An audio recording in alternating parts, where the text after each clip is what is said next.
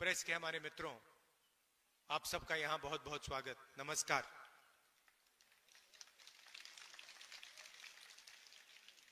ये प्रेस वाले आपके सामने खड़े हो गए, मगर हमारी बात नहीं बोलते ये लोग, है ना?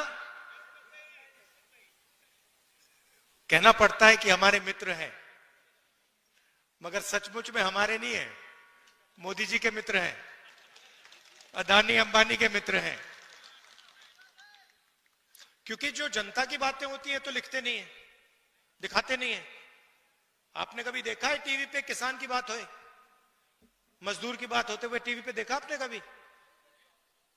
महंगाई के बारे में सुना? कभी नहीं। मगर अदानी अंबानी जी की शादी दिखाएंगे, डांस गाना होगा वहां पे, 10-15 करोड़ की घड़ी होगी, वो सब दिखाएंगे। मगर इनका काम सरकार पर दबाव डालने का होता है। इनका असली जो काम होता है, अगर सरकार कुछ गलत काम कर रही है तो ये रखवाले होते हैं। मगर आजकल ये काम नहीं कर रहे अपना। तो सबसे पहले मैं आपका स्वागत करना चाहता हूं। आप यहां आए, हमारी बात सुनने आए, दिल से आपका धन्यवाद करना चाहता हूं। 1857 की जो क्रांति थी, उसमें राणा बेनी माधव जी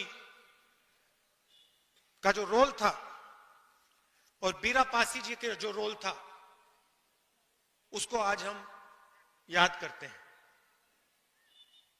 उनकी मूर्ति का उद्घाटन किया। और अभी मैं कह रहा था, जिन्होंने मूर्ति बनाई कहां है? लखनऊ से आए हैं। मैंने कहा कि बहुत सुंदर मूर्ति आपने बनाई है, तो आपका भी हम रायबरेली आपका धन्यवाद करता है।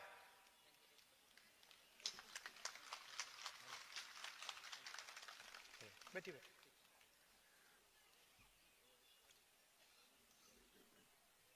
तो ये जो क्रांतिकारी काम किए थे,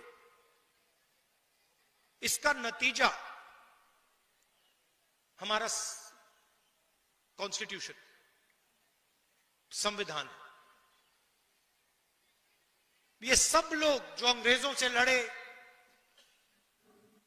जिन्होंने अपनी जान दी, जेल में गए, संविधान के लिए लड़े, संविधान के लिए लड़े। और अगर हिंदुस्तान में गरीबों की आवाज है, मजदूरों की, किसानों की आवाज है, छोटे व्यापारियों की आवाज है, तो संविधान के कारण वो आवाज है। ये हिंदुस्तान की जनता की आवाज है। गांधी जी, अंबेडकर जी, नेहरू जी ने यह संविधान दिया, जेल गए, अंग्रेजों के खिलाफ लड़े। उससे पहले माधव सिंह जी लड़े, बीरा पासी जी लड़े, मगर सारे के सारे इसके लिए लड़ रहे थे।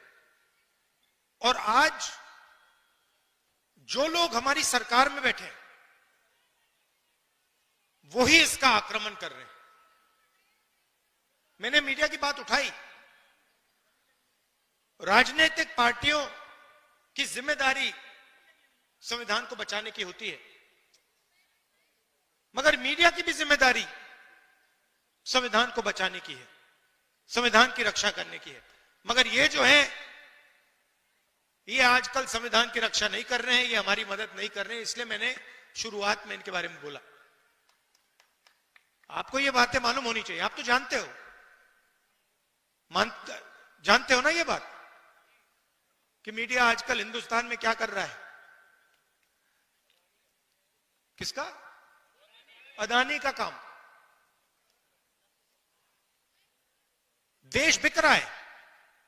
एयरपोर्ट्स, पोर्ट्स, इंफ्रास्ट्रक्चर, कोल, रेलवे सारा का सारा बिक रहा है।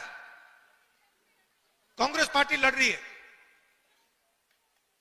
मैं लोकसभा में लड़ रहा हूं, सड़कों पे लड़ रहा हूं, कांग्रेस पार्टी लड़ रही है, मगर मीडिया वाले हमारी मदद नहीं कर रहे हैं।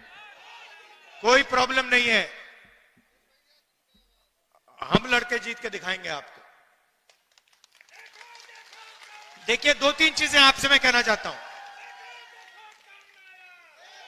दो तीन चीजें मैं आपसे कहना चाहता हूं। कन्याकुमारी से कश्मीर तक कांग्रेस का पार्टी के लाखों लोग चले,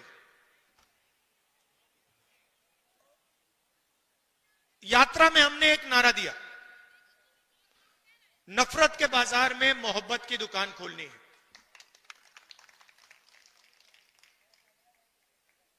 बटा हुआ देश,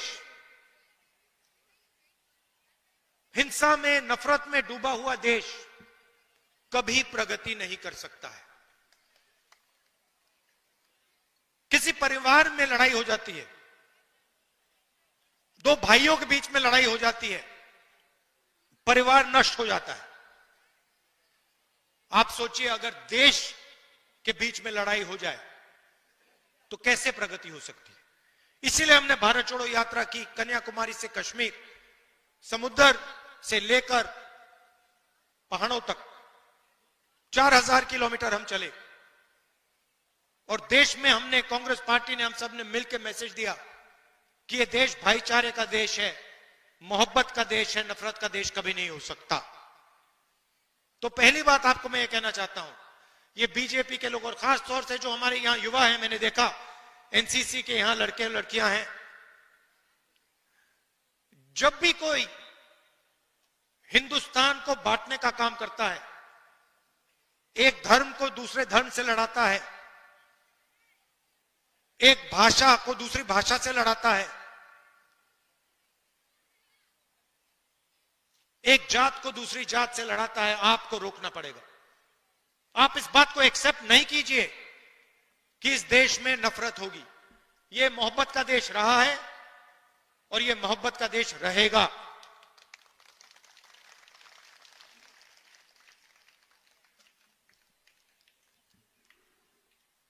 दूसरी बात, देश के सामने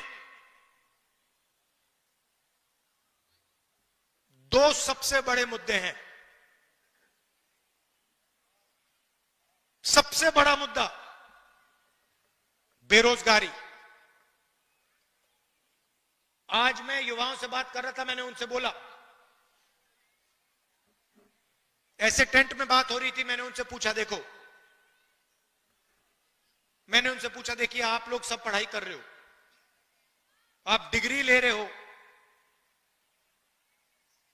ठीक है, आपको डिग्री मिल गई, हाथ उठा के मुझे दिखाओ, आप में से कितने लोग सोचते हो कि आपको डिग्री के बाद रोजगार मिलेगा। 100 बच्चे थे, आपको मालूम है कितने युवाओं ने हाथ उठाया? एक ने। 100 में से एक लड़के ने हाथ उठाया, बाकी ने हाथ नहीं उठाया। 100 में से सिर्फ एक युवा सोचता है कि उसको रोजगार मिलेगा। और जब मैंने उससे पूछा तो उसने कहा, मैं कहीं ना कहीं रोजगार ढूंढ के निकालूंगा। मगर 99% युवाओं ने बात एक्सेप्ट की कि आज के उत्तर प्रदेश में, आज के हिंदुस्तान में उनको रोजगार नहीं मिलेगा। दूसरा मुद्दा महंगाई। दो हिंदुस्तान बन रहे हैं, एक अरबपतियों का, 20-25 लोग हैं, अदानी, अंबानी, लाखों करोड़ रुपए, जो भी उनको चाहिए उनको मिल जाता है। कोरोना के समय 1 लाख करोड़ रुपए का बैंक लोन माफ हुआ उनका, 16 लाख करोड़ रुपए उनके बैंक लोन माफ हुए हैं। और दूसरा हिंदुस्तान, आपका हिंदुस्तान, हमारा हिंदुस्तान, मेहनत का हिंदुस्तान, मजदूरों का, किसानों का, बेरोजगार युवाओं का हिंदुस्तान। हमें ये दो हिंदुस्तान नहीं चाहिए, एक हिंदुस्तान होना चाहिए। अगर वो सपना देख सकते हैं तो आपको भी सपना देखना चाहिए। ये नहीं कि अंबानी का बेटा, अदानी का बेटा जो भी सपना देखना चाहता है देखता है, और किसान का बेटा प्राइवेट यूनिवर्सिटी में मेहनत करने के बाद, लाखों रुपए देने के बाद रोजगार नहीं पा सकता। ऐसा हिंदुस्तान हमें नहीं चाहिए। यहां हम कैसे पहुंचे? नरेंद्र मोदी जी ने नोटबंदी करके, गलत जीएसटी लागू करके छोटे व्यापारियों को, स्मॉल मीडियम बिजनेस वालों को खत्म कर दिया है। यह पॉलिसी सिर्फ नरेंद्र मोदी जी की नहीं थी, यह पार्टनरशिप है। नरेंद्र मोदी जी ने और अदानी, अंबानी जैसे लोगों ने ये पॉलिसियां छोटे व्यापारियों को, किसानों को, मजदूरों को खत्म करने के लिए बनाई है। और नतीजा आपको दिख रहा है। उत्तर प्रदेश के युवाओं को रोजगार नहीं मिल सकता। अगर आपको रोजगार चाहिए, उत्तर प्रदेश में छोड़ दीजिए। हां, तेलंगाना में, कर्नाटक में मिल सकता है, वहां जाके आप मजदूरी कर सकते हैं। मगर उत्तर प्रदेश में आपकी सरकार आपको रोजगार नहीं दे सकती है। और यह सच्चाई है, इस बात को एक्सेप्ट करना ही पड़ेगा। तो यह लड़ाई है। एक तरफ कहते हैं 400 पार, 400 पार के बाद हम संविधान बदल देंगे। हमने कहा हम देखेंगे कैसे संविधान बदलोगे तुम लोग। चुनाव के बाद मोदी जी ने संविधान यहां लगा दिया था।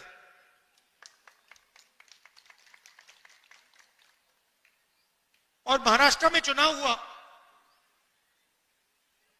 आप परिवार के लोगों को तो बताना चाहता हूं आपको, तकरीबन लोकसभा और विधानसभा के बीच में तकरीबन 70 लाख नए वोटर आ गए। 70 लाख नए वोटर जिन्होंने लोकसभा में वोट नहीं दिया। हिमाचल प्रदेश की आबादी, नए वोटर आ गए लोकसभा में, विधानसभा में, जादू से आए। हमने इलेक्शन कमीशन से पूछा, भैया ये समझाओ, ये 70 लाख लोग कहां से आए और हमें वोटर लिस्ट दो। इलेक्शन कमीशन ने आज तक जवाब नहीं दिया। मैंने पार्लियामेंट में बोला, पब्लिक मीटिंग में बोल रहा हूं कि हमें आंकड़े चाहिए।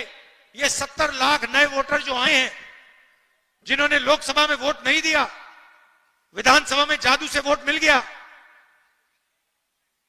हम चेक करना चाहते हैं ये लोग कौन है, हमें वोटर लिस्ट दीजिए। वोटर लिस्ट नहीं देनी।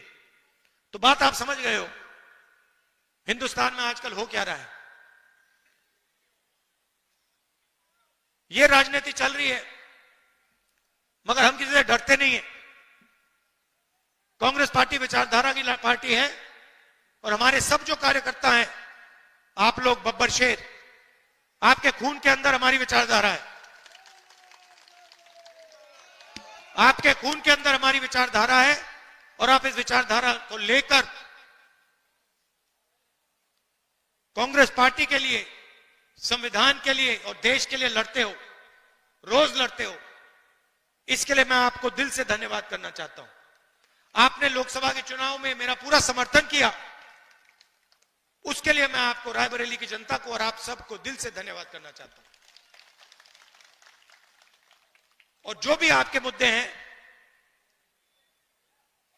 जहां भी मेरी जरूरत हो, चाहे रायबरेली में, लोकसभा में, बाकी प्रदेशों में, मैं हाजिर हूं। जो भी आप मुझसे काम करवाना चाहते हो, आप बताओ, मैं करने को तैयार हूं। और आखिरी बात, रायबरेली एक ऐसी कंस्टिट्यूएंसी है शायद पूरे हिंदुस्तान में जिसके 2 सांसद हैं, एक मैं हूं और एक प्रियंका है। तो कभी कभी उसको भी यहां बुला लिया करो। वो मुझे वायनाड बुलाती है, मैं जाता हूं। रायबरेली के भी वो सांसद हैं, उसको भी यहां बुलाया करो आप। बिल्कुल। और आप सबको बहुत बहुत धन्यवाद और मेरा प्यार। राजनीतिक रिश्ता नहीं है, पारिवारिक रिश्ता है हमारा। दिल से आपका धन्यवाद करता हूं। नमस्कार, जय हिंद।